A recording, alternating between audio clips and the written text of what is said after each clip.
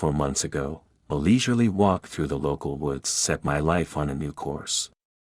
As an avid walker, I thought that I had seen everything there was to see in this greenery. I had been coming to this place since I was born. My father frequented the woods, explaining that it was his way of calming his mind. 22 years later, I continued this habit of my father's. He has since been put into a retirement home, his mind fractured into its own world.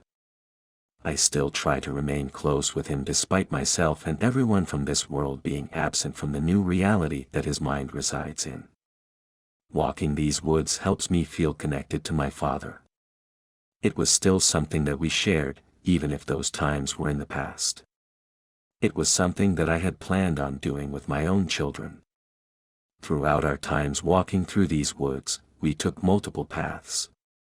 We saw each and every nook and cranny of this place that I adored. Or so I thought. On that day, 4 months ago, I discovered an area of this green wonderland that I was shocked to notice that I had never seen before. This section of the woods seemed to have been airdropped in, straight from the sky. It hadn't been here the last time I took this route, I could have sworn it. I had just walked this route 3 days ago. That wasn't enough time to landscape this whole new area, with a little hill and trees that I hadn't seen before. I probably would have noticed this new area, regardless, but what grabbed my attention was the mumbling. I had gone out that night without my earbuds, wanting to just take in the sounds of the crickets, birds, and other critters going about their nightly routines. Off to my left, my ears picked up on an unfamiliar sound. The mumbling was a noise that wasn't native to this area. So, I turned my head to it. I only noticed the new section of the woods in retrospect. What my eyes immediately caught was the tree. I'm no arborist, but I knew that this type of tree wasn't one that was found in these woods. A dark, thick trunk twisted upward, sitting shorter than the surrounding trees, but its presence felt towering, nonetheless.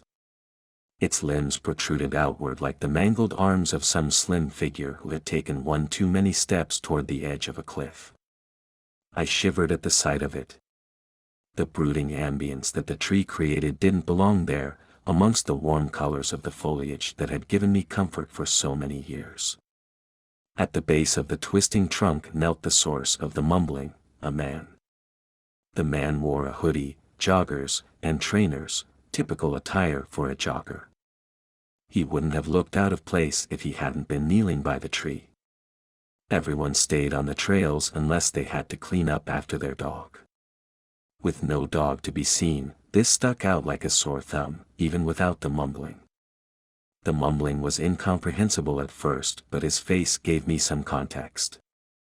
His slightly weathered face, clean-shaven, was wearing a smile. His body shook a little with his smile, indicating laughter. I had no clue what could be so funny about a tree. Maybe he was on drugs. Whatever it was, I didn't stick around to find out.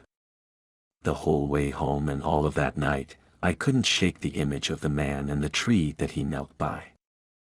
It was so out of place, so ominous, and contrasted so drastically with what I knew to be the pleasant atmosphere of the woods, that it felt like a whole new world had opened up in that small sector. Was it a one-time thing? Or would it be there the next day? I was too curious, I had to find out. The next day, I returned to the woods. The whole walk, I kept my head on a swivel, trying to see if there were any new sections that had popped up. As far as I could tell, everything was as I had remembered it over the last 22 years. The same trees, bushes, signs, paths, and everything else that he had grown to know. Except the tree and the man kneeling in front of it. The man by the tree was wearing the same attire as yesterday, but his face looked slightly different. Slight dips of wrinkles in his skin had appeared, seemingly overnight. His hair, both on his head and face, had grown longer as well. It wasn't a huge change, but it was significant enough that it should not have been able to happen overnight. The mumbling continued as it had yesterday. The smile remained throughout his talking. Again, he appeared to be laughing, as if talking to an old friend. Drugs these days are so crazy, this guy's on a whole other planet, I thought. A moment later, another thought crossed my mind: what if it wasn't drugs? What if there was actually someone or something that he was talking to? Before I could think any better, my feet started off of the path and towards this new area. I didn't really have a plan at first, I was simply drawn in. As I labored to not snap any sticks or step on any crunchy leaves, I decided that I wasn't going to approach the man. I still wasn't sure if it was drugs causing this strange scene that I had witnessed these past 2 days. So, I had no clue what I could expect if I approached him. I flanked off to my left, which brought me out to the back of him. I was about 40 yards away, keeping a safe distance to avoid detection. I ducked behind a tree, one much more vibrant than the one that had caught my attention the day prior. Looking towards the kneeling man, I squinted my eyes, trying to narrow my gaze to the center of focus. My eyes locked onto the man, the tree behind him. What I saw was just that, a man in a tree. A normal man and a normal tree. At that, I decided that the culprit was in fact drugs. I returned to the trail with a smile on my face, finding solace in this conclusion. I continued on my walk without sparing another thought for the man by the tree. My walks took the same course for the following months. This new area of the woods became commonplace in my routine, slowly integrating into my ingrained vision of what the woods look like. The man by the tree was there every day, in the same outfit. I paid him little attention after that second day, just adding him to the scenery. That was, until the day where he wasn't kneeling. On that day, I saw out of the corner of my eye that the man was not in his normal position, he was face down.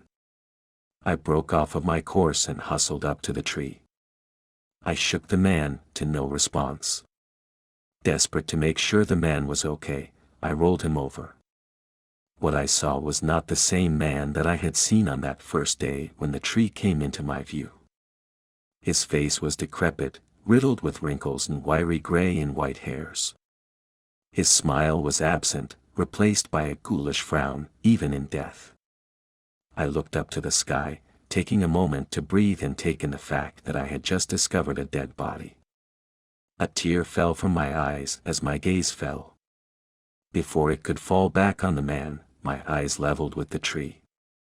At first, it seemed to be just the same as I had seen it on that second day, from a distance. Something made me look closer, holding my stare on the tree. That was when I heard the whispers.